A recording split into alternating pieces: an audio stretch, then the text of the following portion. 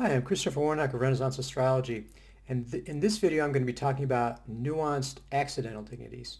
Now I had a previous video on essential dignity, which I talked about the nuances of it, and that was, to me, it was surprisingly popular. I got a lot of good feedback from it, had a lot of views, and particularly for something that's so technical, I was a little surprised. But at the same time, I realized there's a real hunger out there that people want to understand this, they want to delve deeper into it. They want to get a deeper understanding. So that's what I'm going to try to go ahead and do in this video. Really, what I'm trying to do here is to restore the nuance and the individual meanings of each accidental dignity or debility. There's this definite tendency to try to reduce them to a number and also talk about just good or bad. So you end up with this 15 good, and that's what you get out of it, or -7 bad. I mean, and that really doesn't get you anywhere. When you think in terms of just good or just bad, I mean, a lot of people do that. You're losing the nuance, and you're certainly not going to be able to be a very good predictive astrologer. And that's what we've got in medieval Renaissance astrology is we've got this incredibly full toolkit, and we're able to tell everything from something's in really good shape to being weak to being positively afflicted, and then all sorts of other nuanced information that's possible to get out of a chart. And the same thing when we do elections. It's easier with an election, whether you're talking about an event or a talisman or something, to fall into the good bad. But nevertheless, there's a lot of difference in meaning and use of factors that we want to understand. So I think from the get-go, one thing we need to really get clear is that there's not a single fixed meaning for each accidental or essential dignity. Okay? So just like there's not a fixed numerical value, there's not a fixed meaning. And if you think about it, it's really like the word love. What does love mean? I mean, you can give some sort of, broad, vague definition, but you're really not going to be able to pin down all the individual instances of it. What you're going to have to do is see it in context. It's meaningful as a word, but in order to really understand what it means, you have to get to the individual context. And I think this gets to what we're doing with astrological prediction. There's this sense, and I think this comes from the scientific view, that we're doing an analysis. That what we do is break everything down to these individual factors, and we find the smallest meaningful piece, the factor we're looking at, and then it has a single invariant meaning. So, again, when people say to me, what does the moon in the first house mean? And I'll sort of just half jokingly say nothing. I mean, again, without context, there is no meaning. And so, but instead of being a breaking down process, instead of an analytical process, what we're really doing is a synthetic process. The astrological factors are like words in a sentence, of, say, a poem or an essay. And the meaning comes from the interaction of the multiple words together, right? And again, in the analysis and the prediction, the meaning comes from the individual factors interacting. And so it's not so much the individual factor, what it means, but all of them taken in context. And this is one of the classic things about medieval Renaissance technique, is that we do not judge on one factor. We have multiple testimonies, and we look over the range of it, and we see through the chart to the underlying spiritual pattern. The heavenly cycles reflect a spiritual patterns, and that same spiritual pattern is reflected in earthly events, and that's how we're able to do it. And that's a much more nuanced way of understanding it. The other thing is that this underlying pattern requires the judgment and intuition of the astrologer. I had someone recently was asking about, who's going to do software? I said, you're never, in my view, going to be able to do software that will entirely substitute for the astrologer. Chat GPT or whatever. It can't do it now because it didn't have a big enough database. But ultimately, whether that's going to be that effective. You have to have the technique to do medieval Renaissance, but without the astrologer, without someone's judgment and intuition, without the oracular sense, the sense of the divine intervention, or however you want to conceptualize it, you can't do the chart. You have to put those together. So let's talk a little bit about accidental dignities. Again, we're not talking about a car accident. This is a philosophical, difference. In this sense, the accident, we talk about accident versus essence. So again, we talked about essential dignities in the previous video. We're going to talk about accidental dignities now. Aristotle, essence is something that's a quality of something that makes it what it is. Without that thing, it won't be what it is. So for example, liquid water is wet. Wet is an essential quality of liquid water. If you had somehow had liquid water that wasn't wet, it wouldn't be water anymore. On the other hand, salty water, salt is not essential to liquid water. It's added. So that's what's called an accident. And so that's where this accidental and essential dignity is coming from. Essential dignity goes to the basic strength and weakness of the significator. Often, if you're talking about a horary question like your personal situation, it could be like if it's your personal strength or debility, your personal weakness. And essential dignities are just the placements in the zodiac. So sign, exaltation, triplicity, term, face, peregrine, fall, and detriment. Those are essential dignities. Accidental dignity or debility is basically everything else. And they're often external, not always, but oftentimes there are external factors that are interacting or external stuff, but it's not necessarily always true. So what I'm going to do to kind of pull things together is I'm going to look at William Lilly, very famous, probably the most famous horary astrologer. He wrote Christian Astrology in 1647. Don't get put off by the title. It really doesn't have anything to do with Christianity. He's, I think, probably putting that on there just to, not have any hassle. But anyhow, 1647 Christian Astrology. On page 115, he has a chart, and he lists a whole bunch of accidental and essential dignities, and he gives point scales.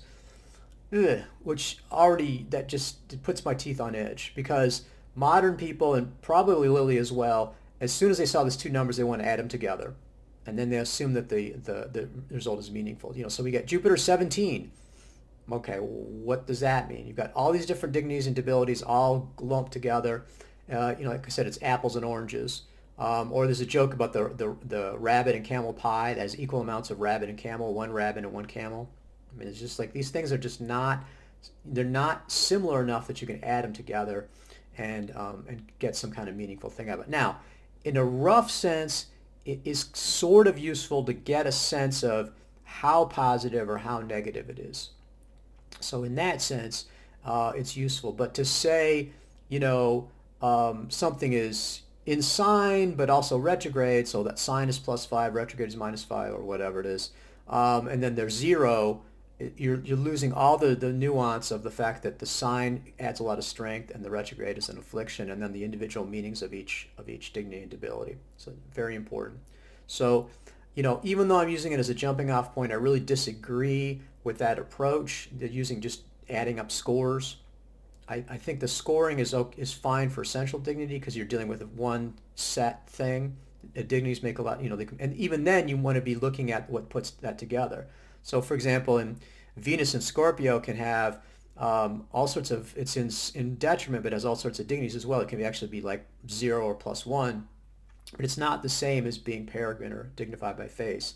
The combination of it gives lots of strengths at the same time, lots of weaknesses. So that's a much more nuanced understanding of it. So I'm going to go through this chart. I'm going to talk about how I agree or disagree. And again, it's my preference, my approach. I'm going to explain why I disagree, and you can disagree with me. What I think is problematic is just saying, well, it's in the book, you have to follow because it's in the book.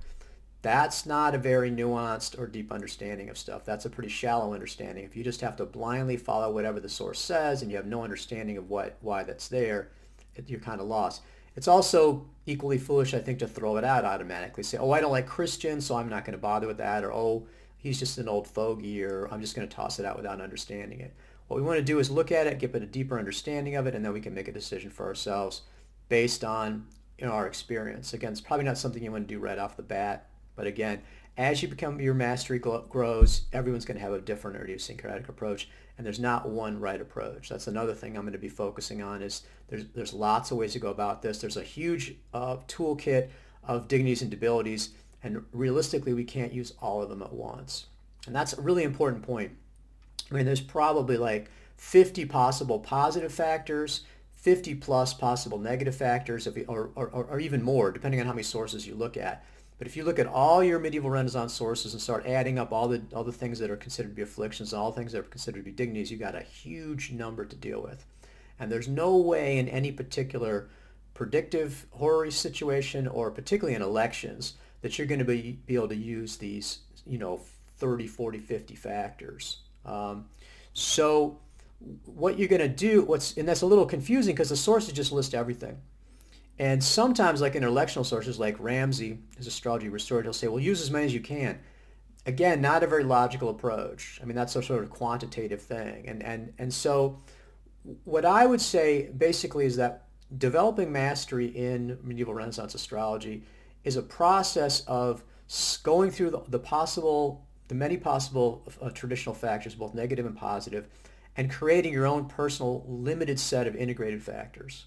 I mean, they fit together, they make sense, there's a logic to what you're using. It's not just willy-nilly, but then it's limited. And I call this basically a modular approach or a module. And this is what you use for a prediction or election. So essentially what you're coming down to for an election would be to choose, 3, 4, 5, 6 factors.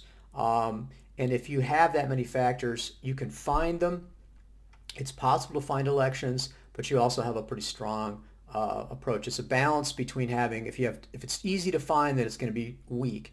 If it's got a million factors, you're not going to be able to find that election. So similarly with prediction, there's sets of things that you're going to have a larger set you can work with, but you're still going to have a limited number of things that you look at. You can't look at every single possible factor, in the chart that's in a traditional source. You're going to have to figure out what really sinks into your intuition. I mean, that's really important with the predictive situation, but it goes with the electional as well, is that you need to find a set of factors that work for you, that are consistently able to give you accurate results, and that that your intuition is activated and you're able to, in a sense, be an oracle. Again, this is something you're going to take time to do. Best thing to do probably is follow your teacher at first, but then you're going to, as you start doing practical, like for horary or natal readings, you're going to find which factors resonate for you, which give you accurate answers, and then you're going to develop your own set. So what this avoids is the situation where somebody goes into this traditional sources, whatever it is, Picatrix or whatever, and picks one factor from one chapter and says, oh yeah, this has got to be in every election. And then every time they go online, every time they look at someone's chart, they're trashing that person or whatever because they have that particular factor or they're not using a particular positive factor. I mean, that's great for social media. It makes you, you're a big man or whatever. You can throw your weight around and everyone's like, and you can scare people too. Oh no, that's a very scary thing. When I used that factor and my head exploded, and it freaks out the newbies. But what you're not recognizing, the same thing can be done for you. Nobody's elections are perfect. Nobody can avoid every single factor that's mentioned in our traditional negative factor in traditional sources. And so there's not one objective, correct way or method or module that can be used by everyone. So the real thing is everybody is got a methodology of limited factors, and the question is whether you're conscious of it or not. So we're going to go through these accidental dignities and just keep that in mind in terms of what we're doing, is that some of these I use, some of them I don't. And if someone comes around and says, oh, you should use that, I'm really worried about that chart. It's like, yeah, let's look at your chart and see what you're using. I mean, there's like, I can guarantee you I should probably do a Chris Warnock $100 challenge of somebody, to present a chart that I can't find a negative factor in the chart. Absolutely impossible. So what you have to do is recognize that you're ignoring some factors and you're choosing to focus on others. And that process is, everyone does that. So let's start looking at Lilly's accidental dignity chart. The first thing he talks about is house placement. And so both in a negative and positive way. And what he's starting off with, like for example, the strongest are the ascendant or midheaven. And so from an angularity standpoint, you have the angular houses. So that's the first, the 10th, the 7th, and the 4th are the angular houses. Then you have the succeeding houses, and then the cadent houses. And so this is pretty ancient as far as I know. I mean, and this is really a measure of strength. Okay, so angularity, if you're in an angular house, particularly if you're conjunct the ascendant or midheaven, those are the absolute strongest placements. Succeeding house is sort of middling, and then cadent is a weak placement. So I don't use this so much in horary or natal. I mean, it's just one of those things. It's like you could. I mean, it's very much an important part of traditional astrology, so you could use it. I don't focus on it as much. I have other factors that I'm looking at for both positive and negative. But in an talisman election, it's pretty key. I mean, I'm always wanting to have the planet or fixed star or whatever, rising or culminating, conjunct the ascendant or midheaven. So you can see there's a difference there in what I'm working with. But there, since I'm looking for strength, that's something we're looking at. In other contexts, I don't use it as much. Now, it's interesting if you look at that point scale. Lilly, for example, he says in the 10th or 1st house +5, 7th, 4th or 11th house +4. He's starting to go down there. Now what he's doing is when he looks at the houses, he's adding angularity together with the meaning of the houses. So you have, for example, the 9th house is a Caden house, but it's still +2, right? Because this, the 9th house is a fairly benefic house. It's spirituality, it's higher education, teachers, things like that. 12th house, on the other hand, is definitely a malefic house. It's Caden, but it's very malefic, so it's -5. So basically, he's again doing a little bit of an apples and oranges thing to get those numbers. He's putting together the Caden, succeeding the angularity with the house meanings as well. So the problem is if you say -2, that's not very meaningful. But if you say in the 6th house, that's helpful because we know 6th house is stress, anxiety, illness. I mean, small animals, that usually doesn't come up. But so what this points to is, like I said, I'm not so much using angularity, but boy, am I focused on the meaning of the houses. I mean, that's absolutely key. Lilly, again, in Christian astrology, says that of the 12 houses, he said the exact knowledge whereof is so requisite that he who will learn the nature of the planets and the signs without exact judgment of the houses is like an improvident man that furnished with a variety of household stuff. So he's got a lot of household furnishings, but doesn't even have a house, nothing to put them in. And he says there's nothing pertaining to the life of man in this world which in one way or another it doesn't relate to one of the 12 houses. I mean, the houses are absolutely key. And so in terms of the meaning of houses and planets placed in houses, that's something I pay a lot of attention to. And like I said, will generally override angularity as a factor for me in a predictive setting. So you really need to know the meaning of the houses. And that's extremely important. So the next sort of set of the external dignities that Lilly deals with are speed and direction. So it's basically, the most positive is being swift, then direct, moving forward through the zodiac. That's good. That's sort of the default. Then slow, then stationary, then retrograde. So that's kind of the if you're going to go in terms of the best to worst. However, each of these has a different meaning. Now, if you're looking at swift, direct, and slow, essentially, for the most part, planets that are swift, direct, or slow, that's talking about if they're signifying things, how fast things happen. So obviously, if you want things to happen quickly, you're going to have the planet swift. But see, again, the point scale for that, it's better, except that what if you want something to happen slowly? I mean, you're going to be contexts where you don't want something to happen quickly. You want it to be slow. And a slow planet's going to be better for you. It's going to be more positive for you. So again, losing that and saying, oh, it's good, fast is always good. It's like, no, fast is not always good. Sometimes slow is good. So that's going to depend on the circumstances. Another nuance there is if you're talking about, the sun and the moon, they never go retrograde. Okay? And the sun basically doesn't slow down or speed up very much at all.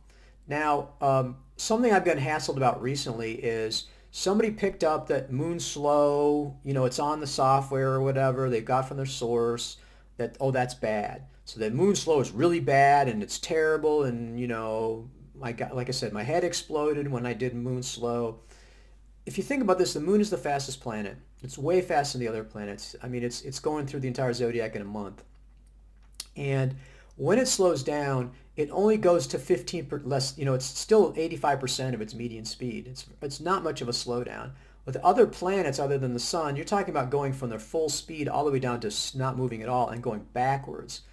That's a much more significant loss of speed, and that's much more significant in terms of an affliction. So, I'm only thinking that the planets are slow when they're going less than half of their median speed. So the moon going down 15%, less than 15% of its total speed, I was like, this doesn't really seem to me to be that big a deal.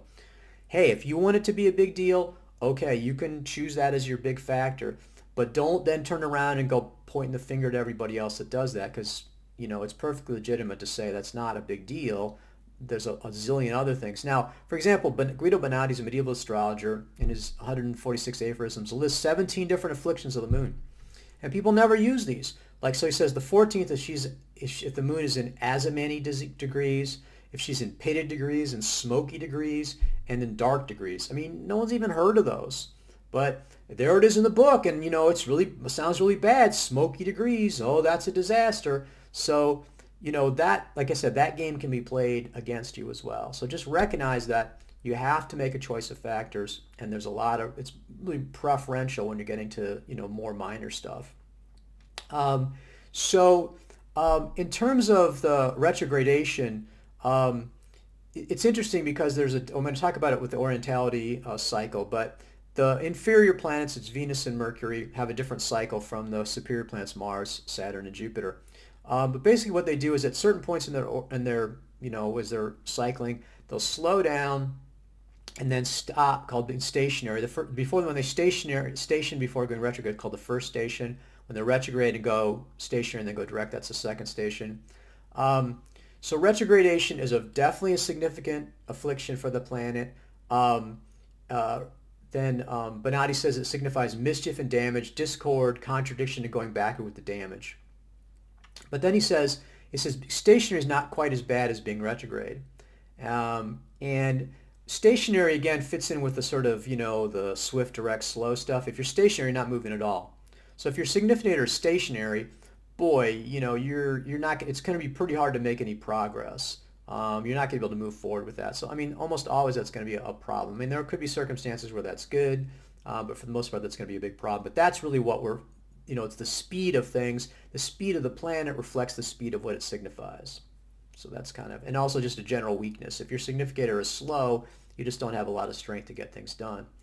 The retrogradation, it says moving backwards, it's bad. I mean, there's no question about it. However, what's happened is this whole Mercury retrograde thing. When I first started doing this was 20 years ago, what people would say was, don't sign contracts under Mercury retrograde, because Mercury rules contracts, so it's bad to sign a contract. Now, the problem with that is this idea of that the planet is universally going to affect everybody, no matter what. And, there's plenty of people that under Mercury retrograde signed perfectly reasonable contracts. What happened in Mercury retrograde is it progressed from the things ruled by Mercury to everything. So it was sort of like, don't do anything under Mercury retrograde. And it's sort of like, oh yes, all these terrible things happen, and I know because it's Mercury retrograde. It's like, okay, whatever. And then it progressed to all planets being retrograde or bad, and then it progressed to these shadow periods. So we've got this massive thing now that everyone's freaking out about retrogradation.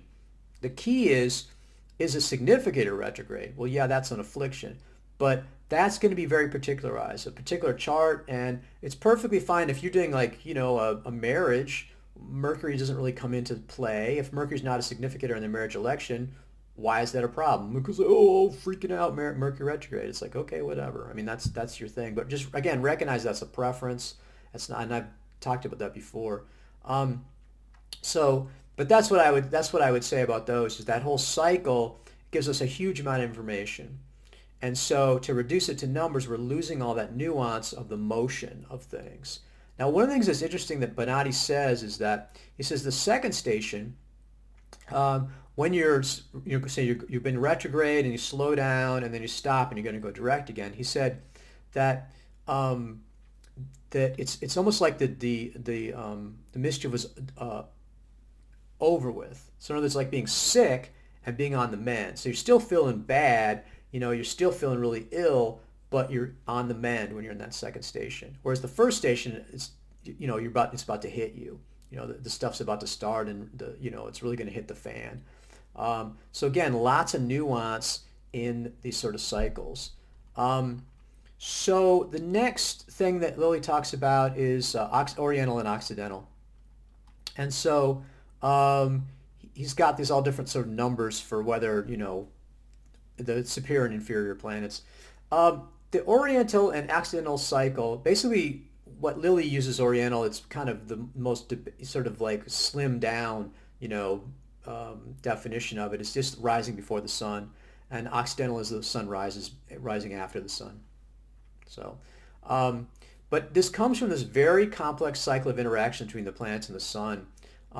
things will, go retrograde to the first station and go combust. And there's, like I said, different cycle depending on whether it's the inferior planets, Mercury and Venus, or the superior planets, Mars, Jupiter, and Saturn. They have different patterns. All sorts of meaning, lots of useful information.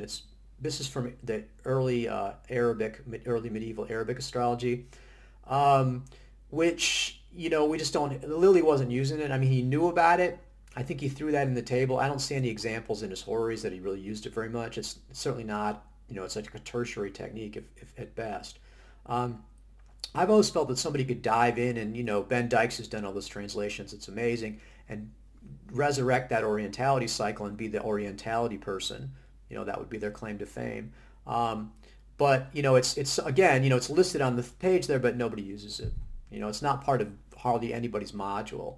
Again, you could use it. You could decide that's important to you. That means you're going to have to drop something else out. That's the reality of it, is that if you're going to use this particular technique, that means you got to drop something else, because there's just only so much you can use at a time, particularly for elections. The next cycle has to do with under the sun's beams, combustion, and Kazimi. So these basically are under the sun's beams within 17 degrees of the sun. I don't consider that to be an affliction. I mean, that's just, if it is, it's very minor. It's so minor, I'm not even really looking at it. I don't even really use it for predictive purposes. I definitely am not using it in elections. Combustion, though, is pretty significant. Combustion is within 8.5 degrees of the sun, and that's a pretty serious affliction. If you think about it, if you look up in the sky, that 8.5 degrees is close enough to the sun, you couldn't see the planet. You'd look up and the sun would basically blind you. You couldn't see it. And that's sort of the meaning of combustion, is that you're sort of blotted out. The planet is blotted out. So, for example, Lilly in Christian astrology says that combustion, the significator, shows him or her in great fear or overpowered by some great person. It also shows secrets are being hidden. They'll have these sort of recipes. If you want to do an election for things to be hidden, you do it when the moon is coming from combustion, dignified but coming from combustion. And that way she's strong, she's or under the sun's beams. She's hidden, though, you can't see her, allows things to be secret. So again, that's a good example of, even though combustion is considered to be a pretty serious affliction, it's useful. There are circumstances where you can use it.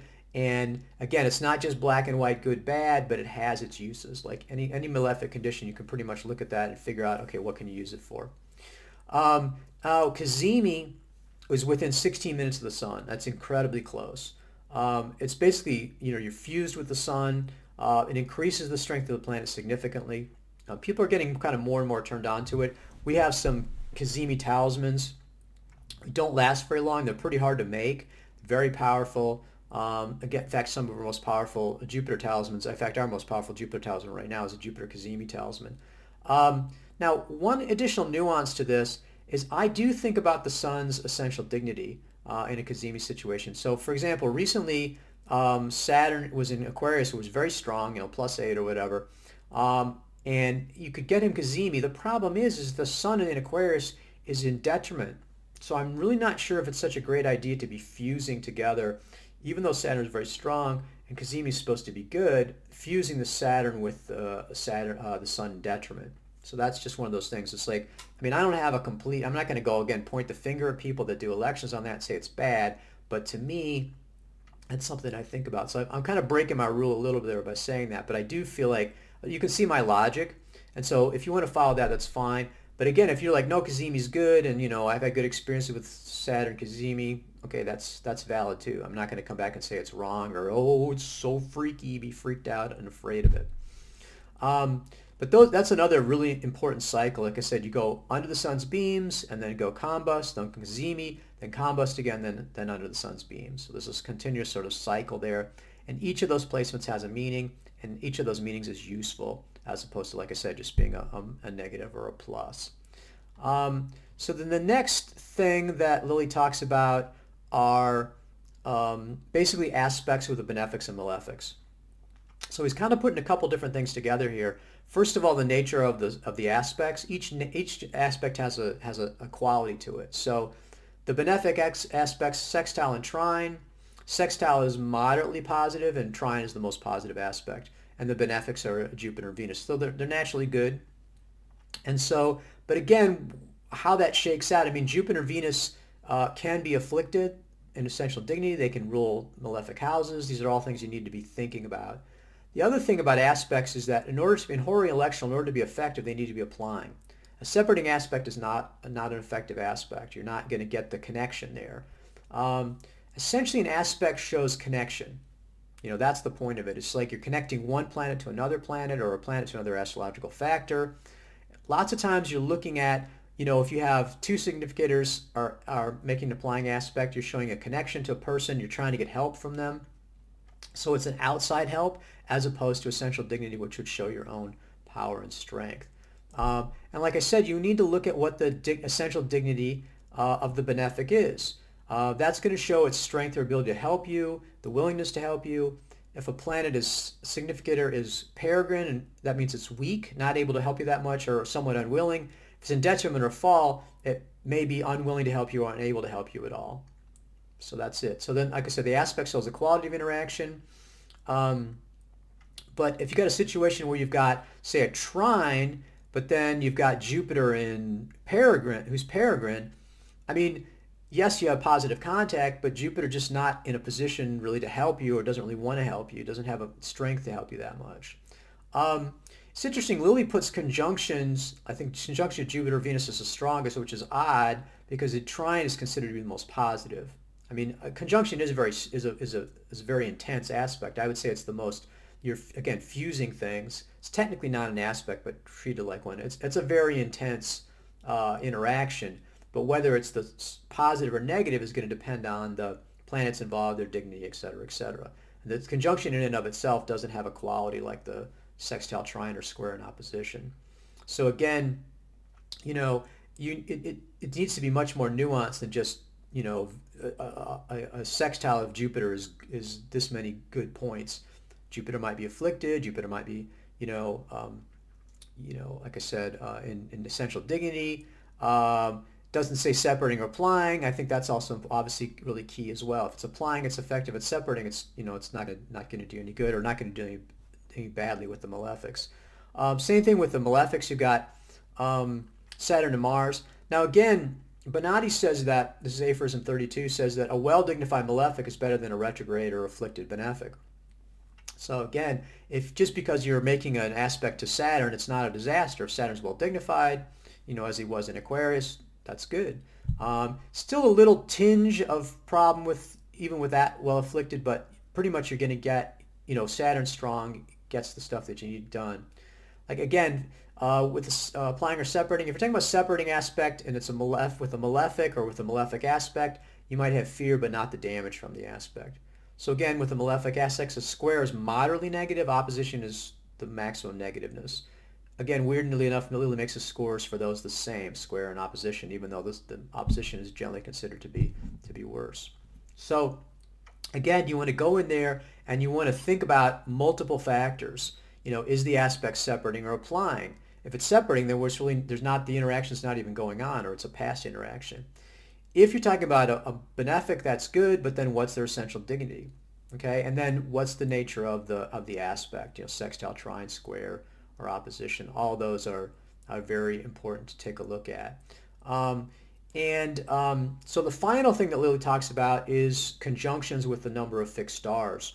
And so again, he says Regulus +6, Spica +5, and Algol -4. So Regulus and Spica are benefic, and Algol's malefic. He's got these scores. I don't know exactly where he got the scores from. That's the scores he gives. Now again, that's not very nuanced. The better way to do this is to be looking at the meaning of each fixed star. So for example, Lilly says that Regulus, this is in a natal chart, shows the native to be magnanimous, generous, civil condition, desires to be a ruler or ambitious of dominion over others. That's from Krishna Astrology 536. So if you're really interested in this is a good opportunity to get a copy of my book, Quindecim Stellis, translated by Regulus Hess. There's a link to it on the page there, the YouTube page. In the 15 fixed Hermes and the 15 fixed stars, the Quadripartitus variant manuscript has really extensive listings of the meaning of each of the 15 fixed stars, in terms of what they signify in horary and natal charts. So that's extremely useful. So that's what you want to be looking at. Like I said, Spica This is again from Lilly. It says, a person of sweet disposition, diligent in attaining arts and sciences, a most admirable invention if Mercury's with them. If Saturn's there, it's a suspicious person. Mars is Spica, a rigid person. So there's a lot of stuff. The Quadripartita talks about algol. It says it makes him, again, this is like a natal chart or horary, makes a man quarrelsome and strong. Lilly says it gives a certain dog in nature and violence. I have a tendency when I see algol in a like a horary chart as a significator, the significator's conjunct algol, to say, be careful not to lose your head, be careful not to panic. That's basically it. Be irrational, freak out, don't freak out. At the same time, and this is something I need to bring up, always need to bring up with algol. Yes, predictably it's problematic. It's a most powerful protective talisman. It's an extremely powerful star. In fact, the Quadripartita says that this is one of the most powerful stars.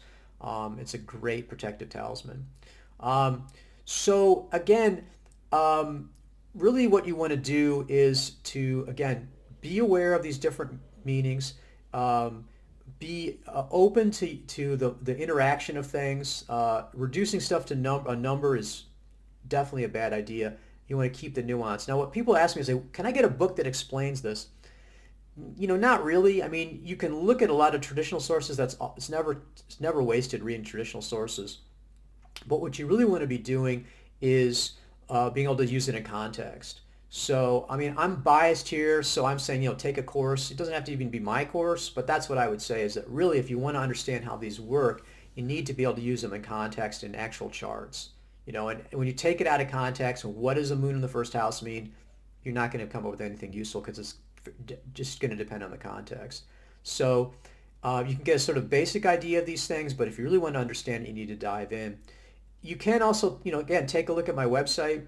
I'm going to put some useful links in here as far as, the links to Lilly and things like that. Get a copy of Quindecim Stellis. You can understand the meaning of the fixed stars. Certainly do a deep dive as much as you can to traditional sources, as opposed to thinking that there's one book that'll explain it to you.